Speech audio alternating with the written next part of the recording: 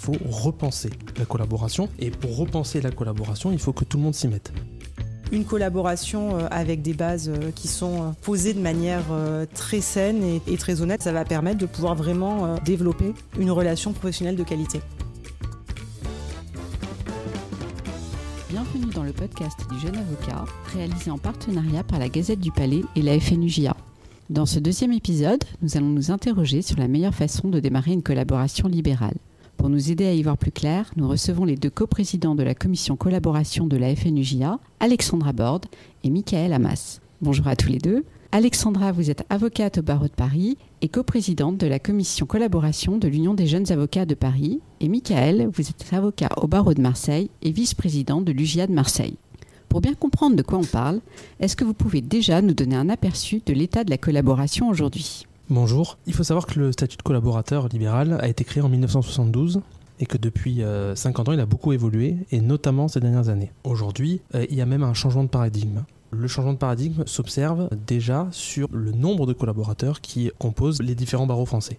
Il y a quelques années, il y avait un tiers de collaborateurs, un tiers d'associés, un tiers d'installés. Aujourd'hui, on se rend compte que les collaborateurs sont en moins grand nombre, il y a 10% de collaborateurs en moins, et ce chiffre-là se retrouve en fait vers les installés. Le nombre de collaborateurs donc a évolué. Pourquoi ? Car il y a une fuite de ce statut-là. Alors il y a une fuite des collaborateurs vers l'installation qui offre peut-être une certaine sérénité, parce qu'il y a des collaborateurs qui sont en recherche aujourd'hui d'un meilleur cadre de vie, d'une meilleure hygiène de vie qui leur correspond un peu plus. Et on voit aujourd'hui que les collaborateurs également peuvent parfois même abandonner la profession, c'est-à-dire des avocats qui quittent la profession pour aller vers d'autres horizons dans un monde juridique ou non. On voit que ce phénomène cause des déserts de la collaboration, et il y a des lieux où il y a de moins en moins de collaborateurs, donc de moins en moins de jeunes avocats, puisque des fois le jeune avocat a tendance à être en premier collaborateur. C'est un peu le sas, l'entrée du jeune avocat sur le monde du travail. Il y a donc ces déserts de collaboration, et il y a notamment des matières dans lesquelles il y a une vraie difficulté pour les collaborants, puisque par exemple en droit du travail, en droit de la construction, en droit public, sur des profils un peu recherchés, il y a de moins en moins de candidats et donc des collaborants qui sont en difficulté pour trouver leurs collaborateurs. Il faut repenser la collaboration, et pour repenser la collaboration, il faut que tout le monde s'y mette. Le CNB effectue cette réflexion. Je sais que le barreau de Paris le fait, le barreau de Marseille le fait, et il y a tous les barreaux qui s'y mettent. Il faut également que les cabinets réfléchissent différemment pour penser la collaboration de demain. Et à la FNUJA, bien entendu, on s'est saisi du problème, et avec Alexandra, c'est ce que nous faisons. Pour ceux qui veulent quand même devenir collaborateurs dans ce contexte qui n'est pas toujours facile, comment trouve-t-on sa première collaboration ? Effectivement, il y a plusieurs possibilités pour trouver sa première collaboration libérale ou salariée. Le cas classique, ça va être de revenir dans un cabinet au sein duquel on a pu effectuer son stage lors de son cursus universitaire, ou même dans le cas idéal, lorsque son stage final s'est bien passé. C'est vrai que souvent, notre première collaboration, ça va être un stage final bien validé. Pour ceux pour lesquels ça ne correspondait pas exactement à la manière dont on va exercer, il y a toujours énormément de moyens de trouver sa collaboration. La première, bien évidemment, ça va être par des sites internet, que ce soit les sites internet de l'ordre, les sites internet des cabinets d'ailleurs eux-mêmes, puisque les cabinets postent des annonces régulièrement de recrutement, mais également sur les sites des UJA et de la FNUJA.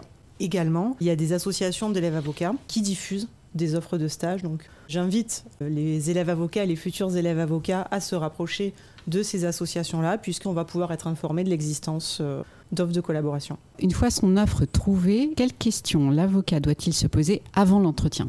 La première question qu'il doit se poser, c'est qu'est-ce qu'il attend lui-même de la collaboration ? Et pour cela, il faut déjà aussi qu'il arrive à définir qui il est. Il y a quelques années, la FNUJA avait produit un guide du jeune avocat qui était à destination des jeunes avocats qui voulaient s'installer ou s'associer. Dans les premières pages, la première question qu'on se pose, c'est qui suis-je ? Quel type d'avocat je veux être ? Cette réflexion, elle vaut totalement pour le jeune collaborateur. Quel avocat il veut être ? Dans quel contexte ? Dans quelles circonstances ? Qu'est-ce qui lui plaît comme matière ? Qu'est-ce qu'il veut faire au sein de quelle structure ? Comment il veut évoluer ? À la FNUJA, on a en tête une idée d'un parcours collaborateur. Qu'est-ce que le collaborateur va faire dans le cadre de sa vie de collaborateur et de manière générale d'avocat, comment il va évoluer. Et cette question-là, c'est au collaborateur de se les poser. Quelle matière ? Où est-ce qu'il veut exercer ?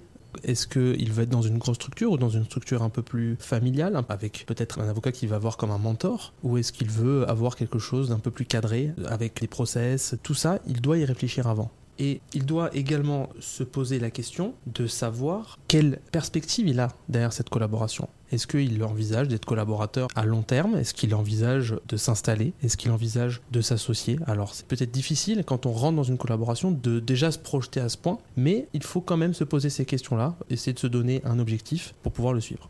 Il arrive à l'entretien, enfin. Quel sujet doit-il absolument aborder lors de cet entretien ? C'est vrai que la collaboration libérale, c'est avant tout une collaboration de personne à personne, et pour qu'elle fonctionne, il va falloir pendant l'entretien ne pas hésiter à être honnête avec le collaborant sur ce qu'on recherche, sur ses intentions. Il ne faut pas hésiter à poser des questions qui montrent que le collaborateur se projette dans la collaboration. Est-ce qu'on va devoir travailler lorsqu'on est collaborateur débutant avec un collaborateur senior, avec un conseil ? Est-ce qu'on va travailler directement avec l'associé ? Comment est-ce que sont traitées, hiérarchisées les urgences ? Comment se déroule le traitement d'un dossier ? Est-ce que pour envoyer des mails, on va devoir en référer à l'associé ? Enfin, c'est important de poser toutes ces questions pratiques, puisque c'est comme ça que va s'organiser la collaboration. C'est également important de poser des questions qui sont accessoires en fait à la profession, mais qui sont essentielles pour l'exercice d'une collaboration sereine. Ça va être, est-ce que le cabinet a les outils suffisants pour permettre aux collaborateurs de faire du télétravail ? Est-ce que le collaborant va accompagner le collaborateur dans son obligation de formation ? Comment est-ce que le collaborateur va pouvoir traiter ses dossiers personnels ? Est-ce que le cabinet propose 5 semaines de vacances comme le prévoit le RIN, ou ce qu'il propose, comme le font maintenant beaucoup de cabinets pour gagner justement en attractivité, 6 ou 7 semaines de congés payés ? Tout ça, c'est des questions qui sont très importantes, puisque une collaboration avec des bases qui sont posées de manière très saine et très honnête, ça va permettre de pouvoir vraiment, pour le collaborateur comme pour le collaborant, de développer une relation professionnelle de qualité. Question essentielle, le collaborateur peut-il négocier sa rétrocession d'honoraires ? La question a une réponse assez simple, oui, il peut le faire. Mais avant de le faire, il doit se poser quelques questions. La première question qu'il doit se poser, c'est quel est le minimum de rétrocession qui est applicable dans son barreau ? Pas tous les barreaux n'ont un minimum de rétrocession, mais quand même une grande partie. Nous, à la FNUJA, on a fait un recensement de ces différents minimums qui sont pratiqués dans les différentes villes. Il est disponible sur notre site internet. Donc, nécessairement, le jeune avocat qui veut devenir collaborateur doit se renseigner avant de savoir quel montant il pourrait réclamer. Pourquoi ? Parce que s'il va dans un cabinet et qu'on lui propose un montant qui est inférieur à celui qui a été choisi par l'ordre, il a déjà de difficultés, il va falloir qu'il revalorise en disant « Attention, le montant minimum, c'est celui-là ». Ça, c'est un premier point qui en amène aussi un deuxième. Il faut savoir quel est le prix du marché, quel est le prix de sa prestation. Et pour ça, il y a des tarifs qui sont votés par les UJA. Alors, pas tous les UJA le font. L'UJA Paris le fait. Marseille, on va revaloriser le nôtre. Il y a d'autres UJA qui proposent un tarif qui est le bon, selon eux, et qui devrait être appliqué au sein du barreau. Sur quels critères on fixe un tarif ? On regarde quel est le coût de la vie, quel est le coût de l'activité professionnelle, quelles sont les perspectives, et on se rend compte que des fois, les rétrocessions sont très basses et on se retrouve avec des collaborateurs qui ont des revenus qui sont beaucoup trop bas et qui ne leur permettent pas de faire face à toutes les échéances, ou en tout cas d'avoir une vie la plus sereine. Il y a également une manière de négocier, puisqu'on parle de négociation. Pour négocier, il faut avoir les informations. Il faut savoir quel prix se pratique, parce que pas tous les cabinets n'appliquent le tarif minimum. C'est un plancher en dessous duquel il ne faut pas aller. Par contre, on peut aller au-dessus. Il faut aller voir, il faut se renseigner, il faut parler avec les collaborateurs du cabinet qu'on peut rencontrer, avec les anciens collaborateurs, avec les amis qui prêtent serment en même temps que nous, qui peuvent avoir le même niveau d'études, le même niveau de nombre d'années de barre. Et on peut se renseigner et avoir un prix qui paraît peut-être un peu plus raisonnable et qui correspondrait peut-être un peu plus à notre réalité économique. Il faut aussi prendre en compte certains éléments qui sont dans quel cabinet on candidate. Est-ce qu'on candidate dans une grosse structure avec un chiffre d'affaires énorme ? Est-ce qu'on candidate pour un poste où on sait que notre profil est un peu plus recherché ? Par exemple, en droit du travail, il est fort probable que le collaborateur se verra proposer une meilleure rétrocession. En droit pénal ou en droit de la famille, où le nombre de candidats, en tout cas, est un peu plus important, au contraire, la rétrocession sera peut-être plus basse. Le jeune avocat doit prendre en compte tous ces éléments-là. Il faut aussi qu'il pense à renégocier régulièrement. Il doit se fixer des moments où renégocier sa collaboration et ses modalités. Enfin, à la FNUJA, on prône le recours à d'autres modes de rémunération que la rétrocession, qui est un mode fixe de rémunération. Notamment l'intéressement qui peut être appliqué dès aujourd'hui, ce qui nécessite en fait que le collaborateur et le cabinet se mettent d'accord sur les modalités de cet intéressement. On prône aussi le recours à l'apport d'affaires. Attention, il faut faire une nuance, c'est que l'apport d'affaires aujourd'hui, entre collaborateurs et collaborants, je précise, est interdit. On pense que ça peut être une bonne solution pour ouvrir un petit peu le marché de la collaboration, pour trouver des solutions pour ces déserts. Mais aujourd'hui, c'est interdit et donc ça nécessite, avant de l'appliquer, une modification du RIN. Alors pour le collaborateur qui a le droit de travailler en télétravail, comment conserver le lien avec les membres du cabinet ? Cette question, elle est intéressante parce qu'elle fait directement écho à ce qu'on évoquait dans les mutations et la transformation de la collaboration libérale. C'est vrai que depuis la crise du Covid-19, on a constaté que les modes d'exercice et les modalités avaient évolué. Et donc, on a constaté deux tendances. La première tendance qui avait pu être constatée, c'était que certains cabinets interdisaient en fait tout bonnement le télétravail aux collaborateurs libéraux en prétextant qu'ils ne disposaient pas des moyens informatiques nécessaires pour permettre aux collaborateurs d'exercer son activité hors du cabinet. Et la FNUJA et d'ailleurs l'ensemble des UJA de France ont une position assez ferme sur la question. Les dispositions du RIN sont claires et les cabinets doivent mettre à disposition du collaborateur l'ensemble des outils qui lui permettent de télétravailler. Et donc ça ne peut pas être un prétexte pour faire obstacle à ce droit. L'autre écueil qui a pu être constaté, ça va être une pratique qui commence à se développer, de faire des collaborations en full remote, full télétravail. Et la FNUJA est contre cette pratique, puisque souvent c'est de la sous-traitance déguisée. C'est une pratique qu'on réprime fortement. Il y a énormément d'outils qui peuvent être utilisés pour conserver le lien, déjà d'adopter un juste équilibre entre temps de présence au cabinet et télétravail pour pouvoir permettre de créer du lien social, avoir recours à de nombreux outils informatiques comme dans maintenant l'ensemble des sociétés, faire des réunions de Teams pour pouvoir recréer du lien même quand on exerce en télétravail. Il faut quand même préciser que le collaborant a l'obligation de former les collaborateurs et que c'est quand même important de prévoir des temps, que ce soit en présentiel ou en distanciel, d'échanges entre collaborants et collaborateurs sur le suivi des dossiers et l'évolution du contrat de collaboration. Le collaborateur peut-il se voir proposer une collaboration à mi-temps ? Là encore, la réponse est simple, oui, il peut, mais c'est aussi au collaborateur de se poser la question, est-ce que lui, ça l'intéresse d'avoir une collaboration à mi-temps. Pour quelles raisons il pourrait être intéressé par ce type de pratique ? D'abord parce qu'il a des raisons personnelles, une vie familiale, qu'il a des contraintes qui lui sont propres, qui le poussent à choisir ce mode d'exercice. Il peut aussi avoir une clientèle personnelle déjà sûre ou assurée qui lui permettrait en fait de vivre de ses revenus propres, mais il a quand même besoin d'une petite bouée de sécurité et c'est pour ça qu'il choisirait ce mode d'exercice. La FNUJA, toutefois, émet quelques réserves.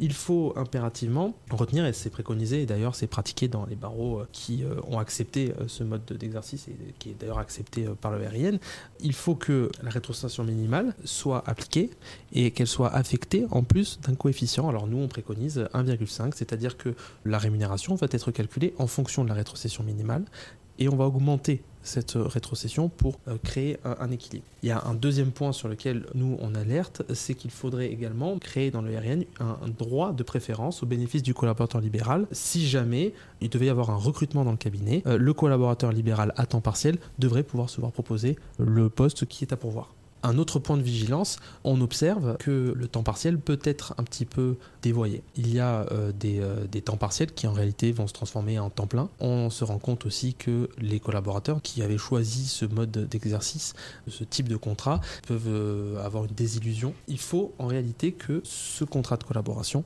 soit de la même manière que peut être un temps plein, une occasion pour le collaborateur de se développer. C'est-à-dire que le collaborateur libéral ne doit pas travailler 3 jours par semaine pour son collaborant. Il doit, sur ce temps-là, travailler pour son collaborant, mais également développer son activité personnelle.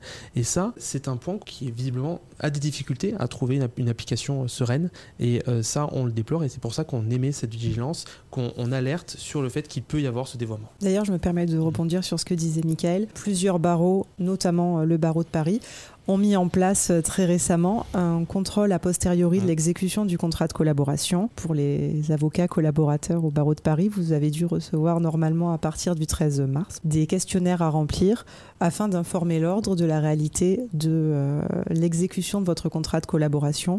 Il y a des questions spécifiques à l'exercice de la collaboration à temps partiel, justement pour éviter ces dérives. Et d'une manière générale, l'UJA Paris a mis en place il y a des années un SOS Collab qui existe depuis 2002, qui permet aux collaborateurs, aux jeunes avocats et notamment aussi aux élèves avocats d'envoyer un mail sur cette plateforme et d'avoir un traitement particulier pour pouvoir trouver une solution à son problème.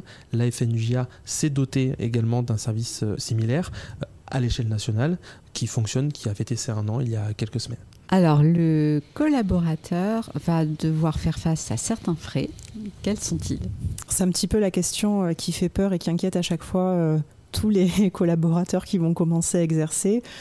quels frais vais-je devoir exposer, combien de parts de ma rétrocession vais-je devoir provisionner chaque mois. Moi, je sais que c'est quelque chose qui m'avait beaucoup inquiété. Heureusement, l'ensemble des UJA et même des barreaux mettent en place, au moment des prestations de serment, des formations qui permettent d'accompagner les jeunes avocats pour la mise en œuvre de l'ensemble des formalités et également pour répondre à toutes leurs questions. Je sais que c'est le cas du barreau d'Aix-en-Provence, barreau au sein duquel j'avais prêté serment, également du barreau de Paris.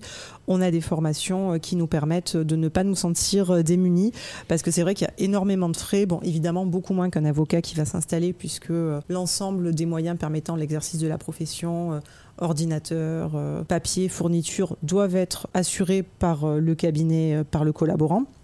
Néanmoins, l'avocat va devoir payer sa robe d'avocat, évidemment, l'inscription à l'ordre. Ensuite, il va falloir qu'il provisionne pour un certain nombre de cotisations, les cotisations ordinales, le CNB, la CNBF, l'URSSAF, l'impôt sur le revenu. Les préconisations un petit peu des UJA, les FAN-UJA, c'est de provisionner à hauteur de 46% par mois de sa rétrocession d'honoraires afin de pouvoir supporter l'ensemble de ses frais. Il ne faut pas hésiter à se faire assister par un professionnel du chiffre afin de pouvoir déterminer la forme et les modalités fiscales les plus favorables, de savoir si c'est plus favorable en fonction du type d'exercice d'être soumis au régime du micro-BNC ou de la déclaration contrôlée. Donc il ne faut pas hésiter à se faire assister parce qu'en fonction de nos dépenses, en fonction du lieu d'exercice, un régime sera plus favorable que l'autre. Et surtout, face à toutes ces questions, ne pas hésiter à solliciter les autres collaborateurs du cabinet plus expérimentés, les syndicats, son ordre, pour se faire aider dans toutes ces démarches.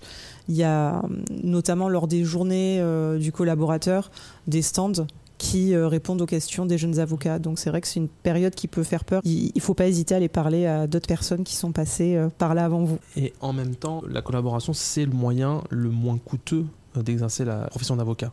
Et on a tendance peut-être à laisser certaines questions de côté pendant un temps, parce qu'on se dit de toute manière, comme ça fonctionne, je provisionne comme il faut. Mais en réalité, il faut aussi que le collaborateur pense à se poser certaines questions, notamment les questions fiscales, de savoir si par exemple il doit être en micro-BNC ou en déclaration contrôlée. Ce sont des questions qu'il ne doit pas trop tarder à se poser, parce qu'en fait, à un moment donné, même s'il va être dans les clous et qu'il va pouvoir faire face à ces échéances, en fait, il va perdre une occasion d'économiser de l'argent qu'il pourrait utiliser à d'autres fins. Comment le collaborateur peut-il traiter son premier dossier ? Les UJA, la FNUJA, on est très sensible à cette question. On sait que les collaborateurs et les jeunes avocats, de manière générale, ont tendance à avoir peur dans leur premier dossier, et souvent lorsque c'est dans une nouvelle matière. Du coup, on a mis en place, et tous les UJA de France font à peu près la même chose, des formations qui s'appellent très sobrement mon premier dossier, et après on trouve un peu de tout derrière. Pénal, et social. Ça peut être très précis comme très général. Donc ça permet déjà aux collaborateurs qui ont envie de se former d'avoir une opportunité de développer son activité dans un contentieux ou dans d'autres matières qu'il n'a pas l'habitude d'appliquer, parce qu'à la fac il n'a pas eu l'occasion de voir cette matière-là, ou alors il l'a fait que en surface. Il y a aussi une possibilité de travailler avec son collaborant. À la FNUJA, on estime que le collaborant a un devoir de transmission. On estime qu'un avocat collaborateur et un avocat collaborant, ce sont deux confrères, et donc à ce titre, ils sont soumis au devoir de confraternité. Et pour nous, le collaborateur doit pouvoir demander, solliciter son collaborant pour les questions qui relèvent de son exercice, que ça concerne des dossiers, même si ça concerne l'organisation de son cabinet, sa comptabilité. Il faut qu'il y ait une discussion, et malheureusement, des fois c'est un petit peu hypothétique quand il y a une distance énorme entre le partenaire, l'associé et le collaborateur, mais il faut l'encourager. En tout cas, il faut encourager ces discussions. De manière générale, il faut encourager la communication du collaborateur avec les autres avocats, notamment les avocats de sa promo, ses amis de faculté qui ont peut-être prêté serment avant ou après. Il faut encourager la communication, et c'est comme ça que les avocats vont réussir à augmenter la qualité du travail, à augmenter la qualité d'un barreau, à augmenter le professionnalisme d'une profession. Ouais, c'est vrai que la confraternité, quoi qu'on en dise, est une valeur cardinale de la profession d'avocat, et on se rend compte qu'on est rarement isolé finalement dans cet exercice, et que lorsqu'on rencontre une difficulté, On trouvera toujours quelqu'un, que ce soit des camarades de promotion, des co-collaborants, un collaborant, d'autres collaborateurs, pour nous épauler. Il ne faut pas hésiter, pour ceux qui le souhaitent, à s'engager, à rejoindre des syndicats. Et nous, on le voit, par exemple, dans les UJA, la FNUJA, dans la commission permanente, lorsqu'on a une difficulté, on trouve toujours un confrère pour nous épauler. Et ça, c'est vraiment un soutien. J'invite les différents collaborateurs et les différents jeunes avocats qui peuvent avoir des difficultés à contacter Alexandra ou moi-même via l'adresse mail qui est sur le site de la FNUJA. Nous sommes à l'écoute des jeunes collaborateurs et de leurs difficultés s'ils en ont. Merci Alexandra et Mickaël pour vos conseils. À bientôt pour un nouvel épisode du podcast du Jeune Avocat.